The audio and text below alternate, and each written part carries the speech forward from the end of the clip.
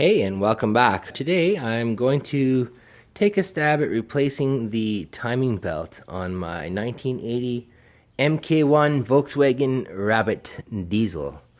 1.5 liter, naturally aspirated. I don't think it's going to be that difficult. I do not have the tools. There's two tools that are required according to many books and videos.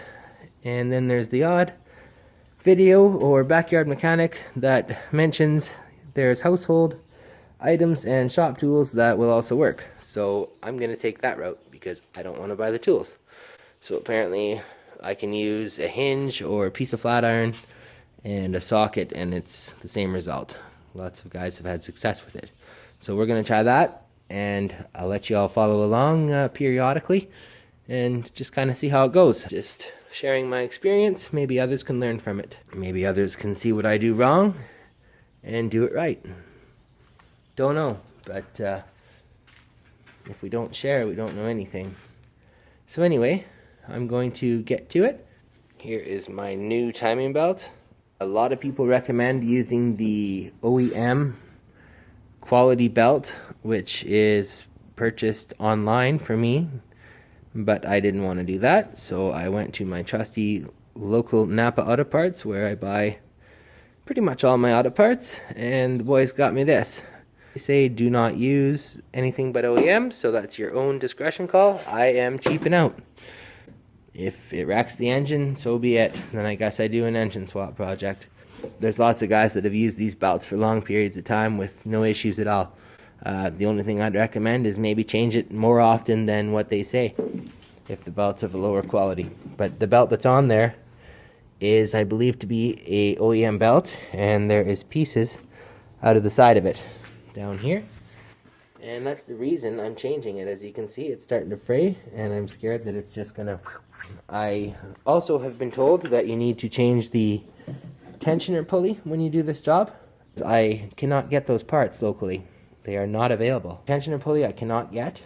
I would have to track it down online somewhere and have it shipped here, and I'm scared that this belt is not going to last any longer, and it needs to be done now. So I'm just going to do the belt. Tooth drive belt removal and refitting. Engine in the car. Release the 4 clips on the air cleaner cover and remove the filter. Remove the CAV type fuel filter when fitted.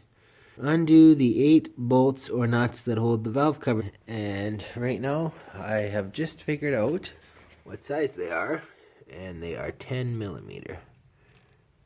So I got a 10 millimeter socket and a ratchet, and I'm just going to take the valve cover off. This they said to remove.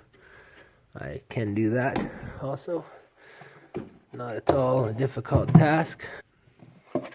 Alright, that was step 1, was to remove the air filter and air filter housing for easier access of the bolts back there on the valve cover. So that's a done deal. Now I'm going to go ahead and take the 8 bolts out of the valve cover, and I'll check back in with you. Got the 8 bolts out, and the valve cover is off. There's the 8 bolts. There's our camshaft. Alright, the next thing they ask us to do is loosen the alternator and remove the belt, accessory belt, for the alternator water pump, and it's driven off the crankshaft. It's a 13 millimeter nut on the back, and this side, as you can see, is a square head that's held, so you only need 1 wrench, 13 millimeter ratchet wrench. Worked perfect. It's just finger tight.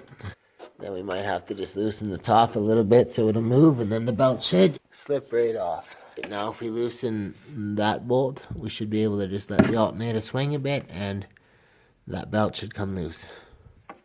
I have these bolts loose, and you can just push down on the alternator ever so slightly, and it loosens it off just enough that you can slip that belt off just like that. Now they're saying in the manual to remove the crankshaft pulley, and there are 6 millimeter Allen heads.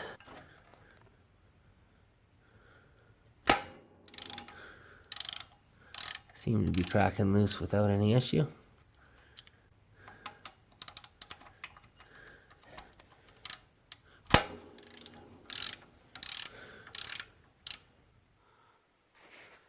off with the 4 6mm Allen head screws. There it is.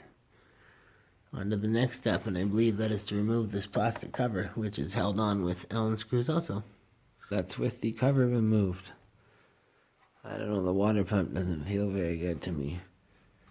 But it's a topic for another discussion. There's the cover.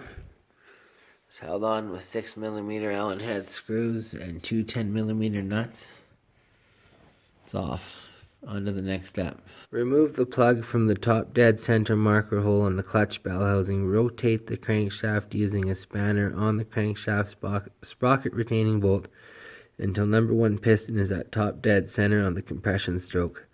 Both valves closed, cam lobes pointing upwards, and the notch on the flywheel is aligned with the pointer on the bell housing. There's a picture of it right there.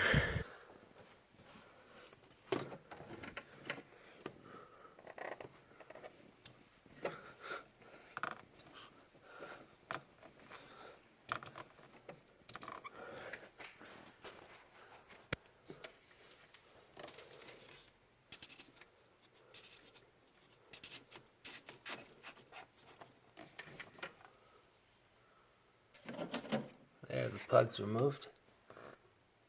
As you can see down there, the 2 marks are lined up.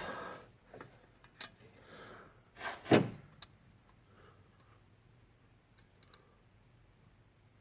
that's what you want. And then number 1 on the cam, which is that one, both the lobes are up, kind of up. As you can see, the rest are all, none of them have 2 up. When you're at top dead center, number 1 will have both lobes at the top. All I did to turn it over to find top dead center was use a crescent wrench on that bolt, and then I just watched closely in the hole till both the marks were lined up. And that's what it looks like.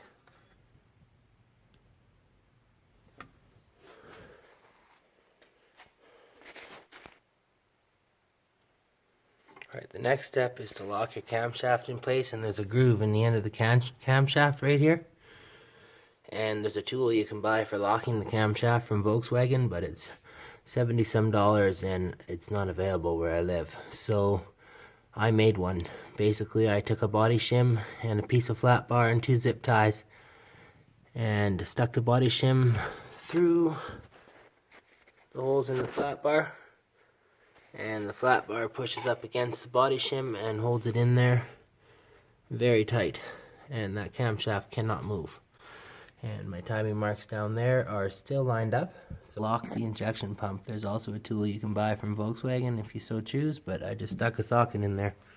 Should work. Lock the camshaft in position to prevent it from turning while the belt is being removed using Volkswagen tool number 2065. That's what we just did with my homemade tool. Now they want me to slacken the drive belt tensioner nut and unscrew the tensioner adjuster to release the tension from the belt. Undo the drive belt shield secure bolts, removing the belt shield and the drive belt.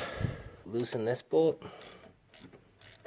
and that will slacken our timing belt. Alright, I fitted it on there and it looks good. The new timing belt is on, and it appears to be decent.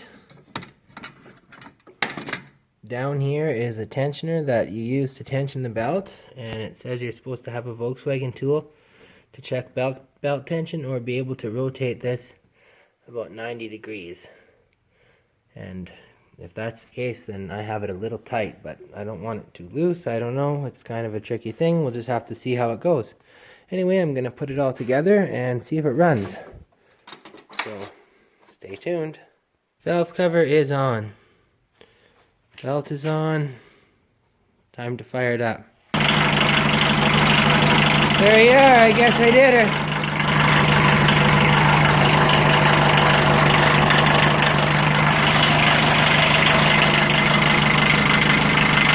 Listen to that purr.